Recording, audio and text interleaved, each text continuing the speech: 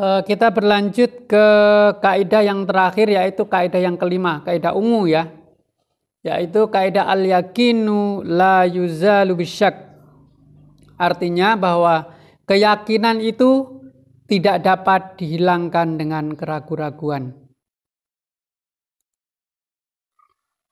Nah, saya ingin menyampaikan sedikit. Yang pertama, bahwa penekanan daripada kaidah ini adalah ketika ada satu keraguan bagi kita, ada dua pilihan di sini, maka yang manakah yang harus kita yakini kebenarannya?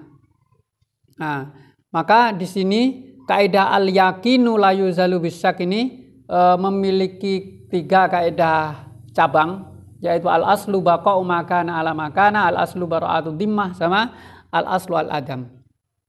Nah, yang pertama akan saya jelaskan tentang kaidah cabang daripada al-yakinu la yuzalu bisyak ini. Yang pertama adalah al-aslu baqa'u makana ala makana.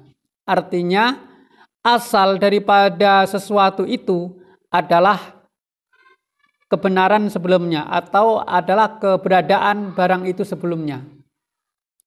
Nah, kalau contohnya seperti ini. Kalau kita di Jakarta ini kan banyak itu kan orang-orang yang tinggal di bantaran Sungai Ciliwung misalnya. Tinggal di bantaran Sungai Ciliwung itu dia yang jelas pasti tanpa izin. Yang pertama akan menjadi keyakinan kita sesuai dengan kaidah yang ada ini, al-aslu baqa'u makana ala makana, asal daripada sesuatu itu adalah keberadaan sesuatu itu sebelumnya, maka Sungai Ciliwung itu pemiliknya pasti Pemprov, pemerintah Provinsi DKI. Nah, ketika ada orang yang menempati daerah itu dan mengeklaim bahwa dia sudah tinggal bertahun-tahun lamanya, maka itu tidak lagi menjadi sebuah keyakinan. Yang menjadi keyakinan adalah keberadaan sesuatu itu sebelumnya. Namanya Sungai Ciliwung ya, pasti beberapa meter dari sungai tersebut pasti merupakan tanah pemerintah. Itu sudah pasti. Nah, kita kembalikan ke sana. Di mana kita mengambil keyakinan? Keyakinan kita adalah keberadaan sesuatu itu sebelumnya. Sebelumnya apa? Sebelumnya ya tanah itu milik Pemprov DKI, sehingga kalau misalnya ada orang di situ, ya kita anggap bahwa dia ini bukan sebagai pemilik yang sah. Keyakinan kita bahwa dia ini adalah orang baru. Yang menjadi keyakinan kita adalah bahwa Pemprov DKI lah yang memiliki tanah itu, tanah Ciliwung itu sejak sebelumnya. Nah, pakai kaidah aslu baqa'u makana ala makana. Itu satu. Contoh yang berkaitan dengan ibadah misalnya. Kita ini kayak di Jakarta bekerja di Bawaslu atau di DKPP atau di mana, pasti kan kita sering terburu-buru. Sehingga seringkali dalam sholat rokaat kita itu lupa. Saya ini rokaat yang ketiga apa yang kedua sih? Nah, untuk memastikan adalah keberadaan rokaat itu sebelumnya. Jadi yang sudah kita yakini al-aslu baqa'u makana ala makana ini adalah rokaat sebelumnya. Berarti yang kita yakini, saya tadi sudah 2 atau 3, yang kita yakini adalah keberadaan sebelumnya. Oh, berarti 2 yang kita yakini. Sehingga kalau misalnya itu sholat isya baru 2 rakaat, ya kita nambahin 2 rakaat lagi. Kalau itu sholat maghrib baru 2 rakaat, ini berarti saya tinggal nambahin satu kali lagi. Secara kenyataan bisa jadi sholat kita itu rakaatnya adalah, kalau sholat maghrib bisa jadi secara kenyataan rakaatnya adalah 4 rakaat.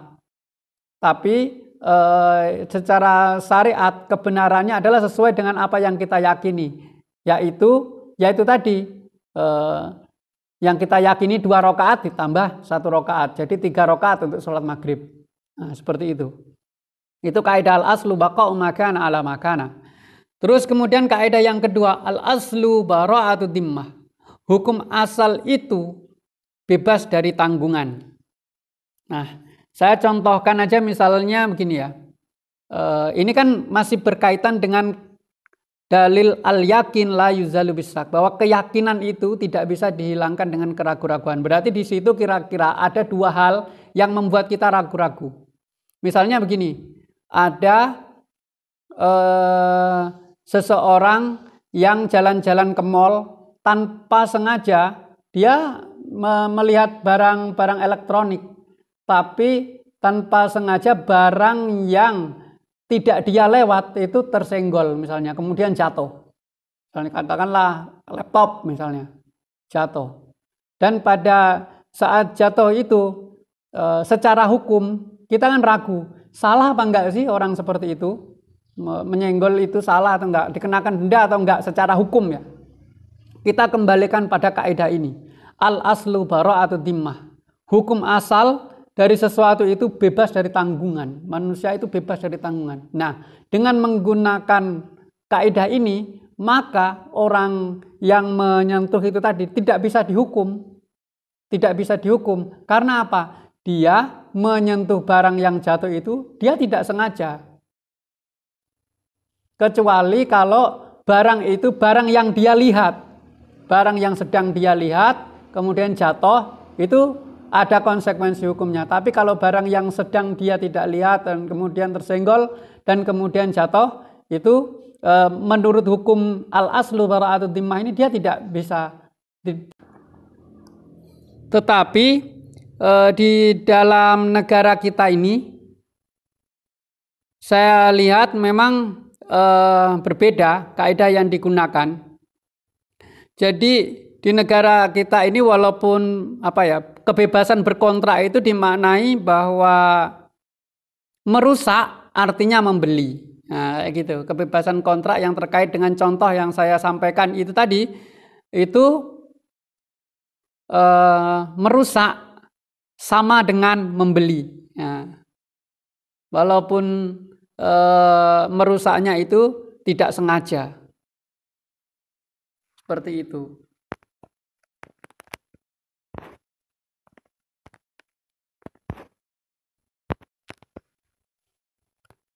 Kemudian kaidah yang ketiga yaitu al-aslu al-adam. Dalam kaidah al-aslu al-adam ini maknanya adalah asal dari segala hukum itu adalah asalnya tidak ada. Asalnya itu tidak ada. Jadi dianggapnya asal daripada sesuatu itu tidak ada. Contohnya apa misalnya? Kalau di Indonesia prakteknya memang sudah demikian.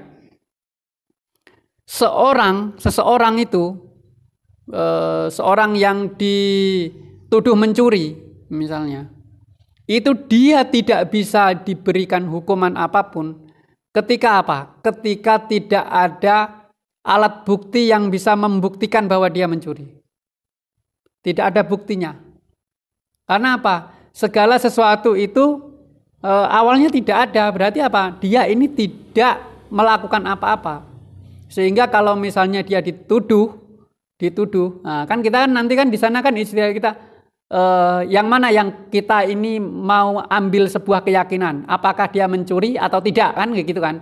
Nah, bahwa kita langsung aja pakai kaidah ini al-aslu al-adam, bahwa asal dari segala sesuatu itu tidak ada.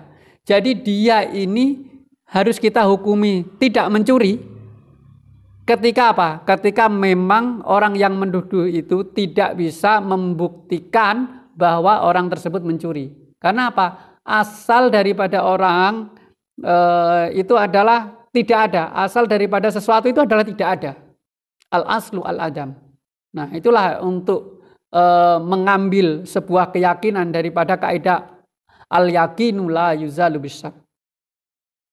Demikian teman-teman perkuliahan kaidah hukum fikih ini yang ada 5 tersebut, mudah-mudahan teman-teman bisa memahami semua, dan yang paling saya pentingkan adalah teman-teman ini memahami terkait dengan aplikasinya.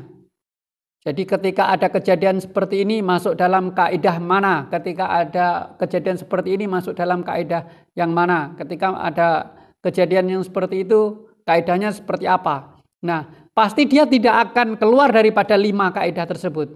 Nah, cuman nanti teman-teman yang perlu belajar keras adalah menentukan kaidah cabangnya ini. Oh, ini masuknya pasti dalam kategori 5 yang ini misalnya. Yang kaidah pertama atau kaidah kedua dan sebagainya. Nah, tinggal melihat kaidah cabang yang digunakan itu yang mana. Nah, seperti itu. Baiklah, saya akhiri perkuliahan hukum Islam ini yang membahas tentang kaidah fiqhiyah. Wallahul muwaffiq ila aqwamit thoriq. Assalamualaikum warahmatullahi wabarakatuh.